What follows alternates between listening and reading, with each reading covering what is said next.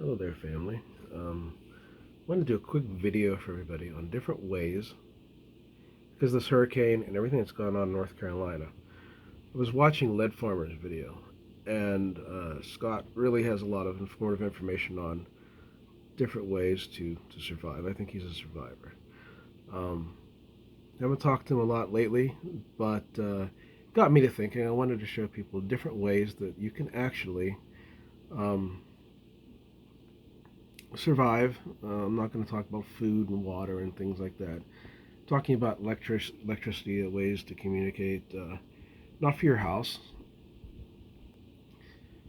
but more so for like if you're going to be needing electricity for traveling, uh, camper, RV. You also run your house. Right now, I got sunlight. You see the sunlight coming in? It's free electricity. So I'll show you here.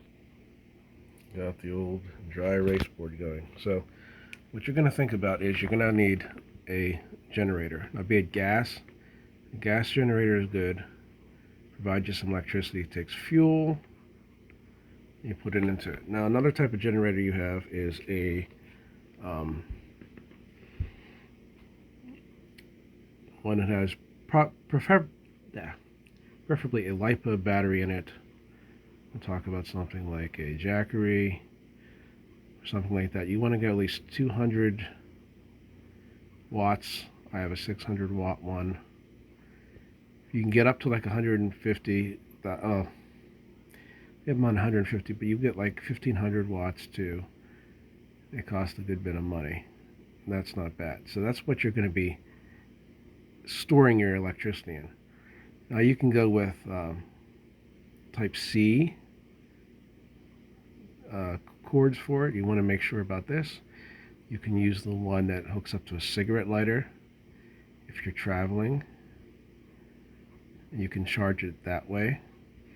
You have the wall outlet, which also has solar. So if I'm taking in this much wattage, this is important with the C cable.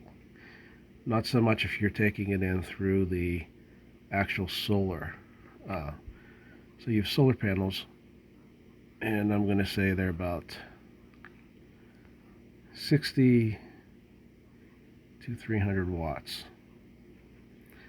Okay, so I'm going to be taking electricity from the sun and charging this.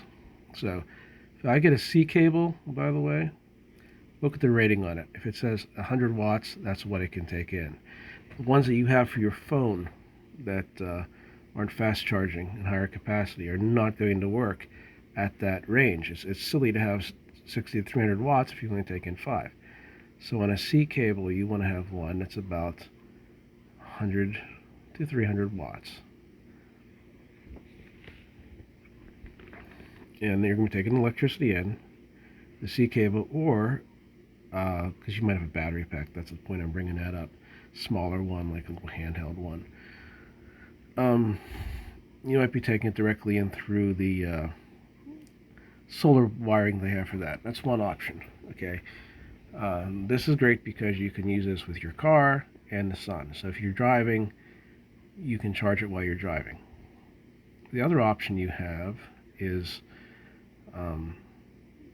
way different than this. So if you don't have any sun, what are you going to do? You can have one that's like a little small turbine.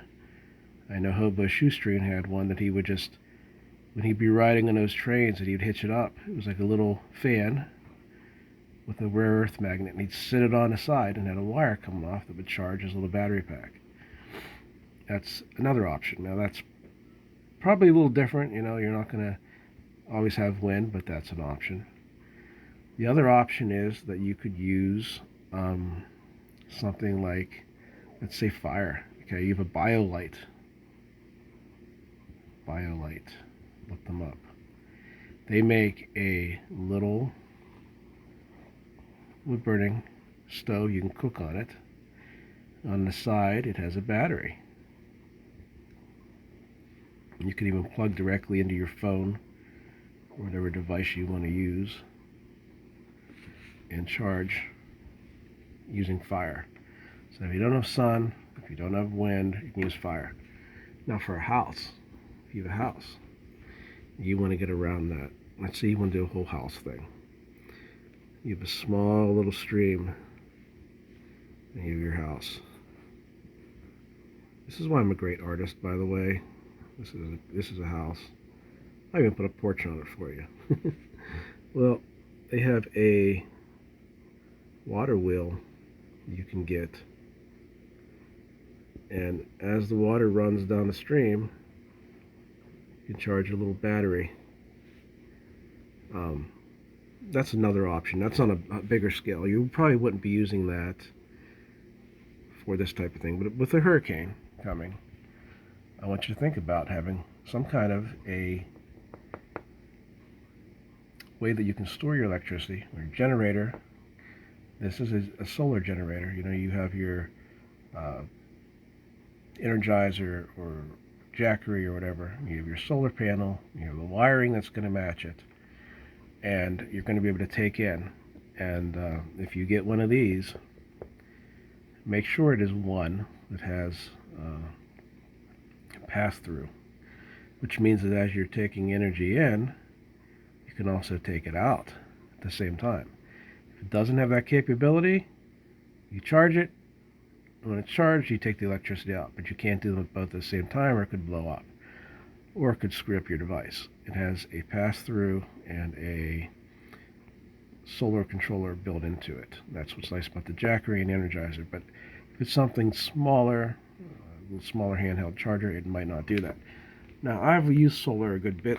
Haven't been able to do that much camping this year, but I used it the whole time in July when I was out camping, and I found that it worked really well. I did with BioLite. BioLite's a nice little thing. It's kind of great. It doesn't bring in this kind of wattage, but it'll give you enough that you can charge your phone off of it. And there are other systems that work on this that you could put something into a fire while you're cooking and use that heat to create electricity that way too.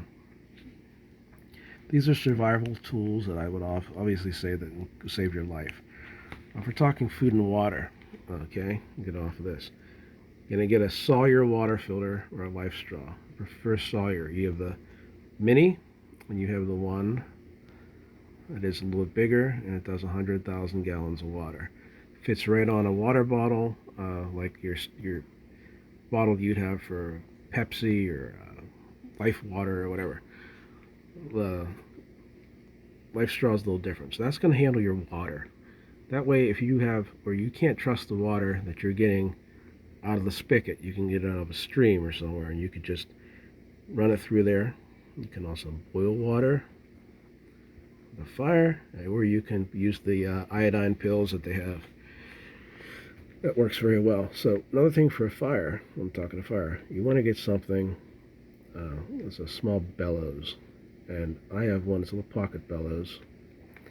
Really, all it is, it reminds me of one of those antennas on the old radios where you can have a fire, extend this thing out and just blow through it and just get those ashes nice and hot. That works very well. You're going to want a cooking set. You're going to want something that's either alcohol, denatured alcohol, or you've seen me use those things to cook on. This is all giving you the idea that if you do not have your utilities, how can you survive on your own? And I've put a lot of thought into it, and a lot of people laugh at it. But a lot of people right now in North Carolina and Florida are going to need those things. I'll tell you one of the best things to get. It looks like a pipe, and it's a rocket stove. It just looks like this. You can cook on it. It's got a grate. You throw your wood in there, get it nice and hot, and the fire comes out. You can cook right on that. That's another really great option.